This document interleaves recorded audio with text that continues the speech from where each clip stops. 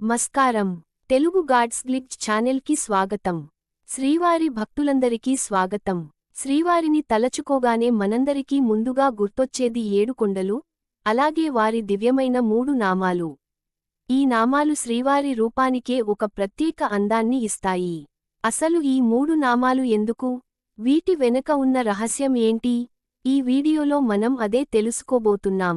మీరు తిరుమల కొండపై ఎక్కడి నుంచి చూసినా శ్రీవారి ప్రతి ఫోటోలోనూ ఈ 3 నామాలే ప్రత్యేకంగా కనిపిస్తాయి.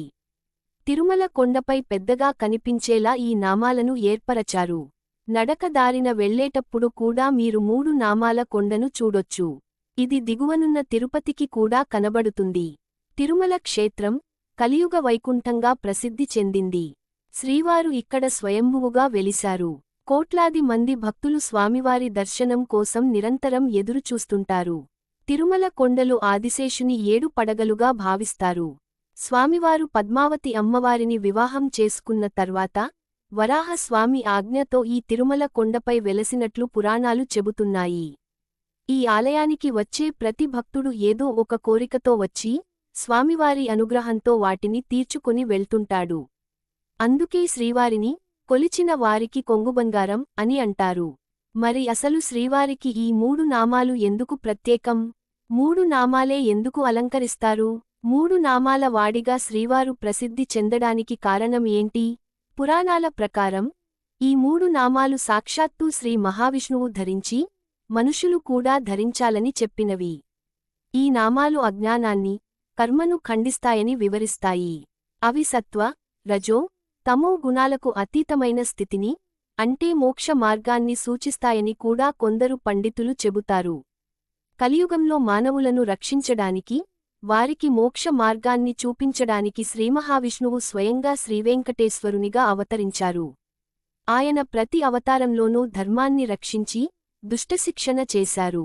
అలాంటి పరమాత్మ ధరించిన ఈ 3 నామాలు కేవలం ఒక గుర్తు కాదు, అది ఒక జీవన మార్గాన్ని సూచిస్తుంది.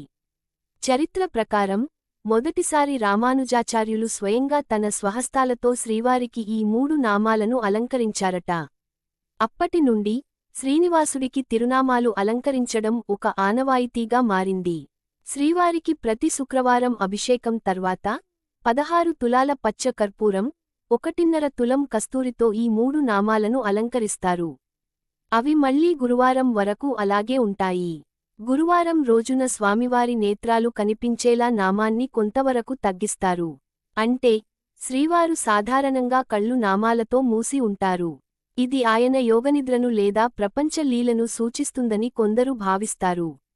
శుక్రవారం ఉదయం మాత్రమే అభిషేక సేవ సమయంలో శ్రీవారు 3 నామాలు లేకుండా భక్తులకు నేత్ర దర్శనం ఇస్తారు. ఈ సమయంలో నిజపాద దర్శనం చేసుకునే అరుదైన, మహత్తరమైన అవకాశం భక్తులకు లభిస్తుంది. భక్తులు స్వామివారి కళ్లను, పాదాలను నేరుగా చూసి పులకించిపోతారు. ఇది నిజంగా ఒక అద్భుతమైన అనుభూతి.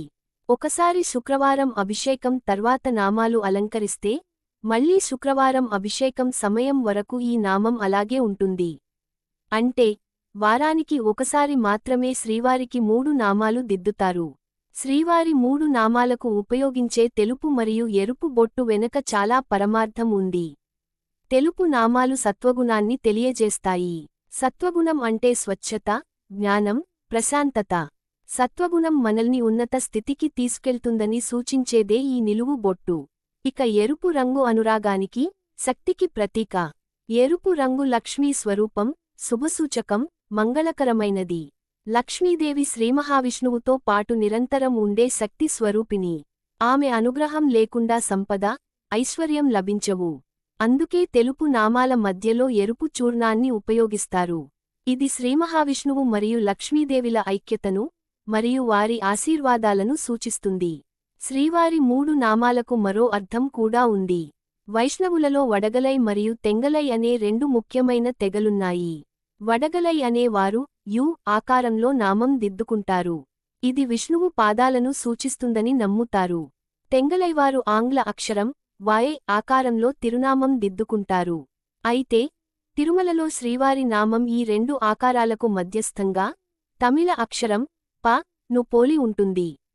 దీన్నే తిరుమణి కావుగా పిలుస్తారు. ఇది వడగలై తెంగలై సంప్రదాయాలను కలుపుతుందని మరియు శ్రీవారి విశిష్టతను సూచిస్తుందని కొందరు పండితులు అభిప్రాయపడతారు. అలా శ్రీవారికి 3 నామాలు ప్రత్యేకమయ్యాయి. ఈ 3 నామాలు కేవలం ఒక అలంకరణ కాదు. అవి శ్రీవారి దివ్యత్వాన్ని, ఆయన జ్ఞానాన్ని, ఆయన భక్తులపై చూపే అపారమైన కరుణను సూచిస్తాయి. శ్రీవారి ఈ 3 నామాల వెనక ఉన్న రహస్యం మరియు వాటి ప్రాముఖ్యత మీకు అర్థమైందని ఆశిస్తున్నాను. ఈ 3 నామాలు కేవలం ఒక అలంకరణ కాదు. అవి శ్రీవారి దివ్యత్వాన్ని, ఆయన జ్ఞానాన్ని, ఆయన భక్తులపై చూపే అపారమైన కరుణను సూచిస్తాయి. శ్రీవారి ఈ 3 నామాల వెనక ఉన్న రహస్యం మరియు వాటి ప్రాముఖ్యత మీకు అర్థమైందని ఆశిస్తున్నాను. ఈ వీడియో మీకు నచ్చినట్లయితే దయచేసి లైక్ చేయండి, షేర్ చేయండి, అలాగే మర్చిపోకుండా మా తెలుగు గాడ్స్ గ్లిట్స్ ఛానల్ని సబ్స్క్రైబ్ చేసుకోండి. మరిన్ని ఆసక్తికరమైన ఆధ్యాత్మిక విషయాల కోసం గంట గుర్తును కూడా నొక్కండి. మీ అభిప్రాయాలను కామెంట్లలో తెలియజేయండి.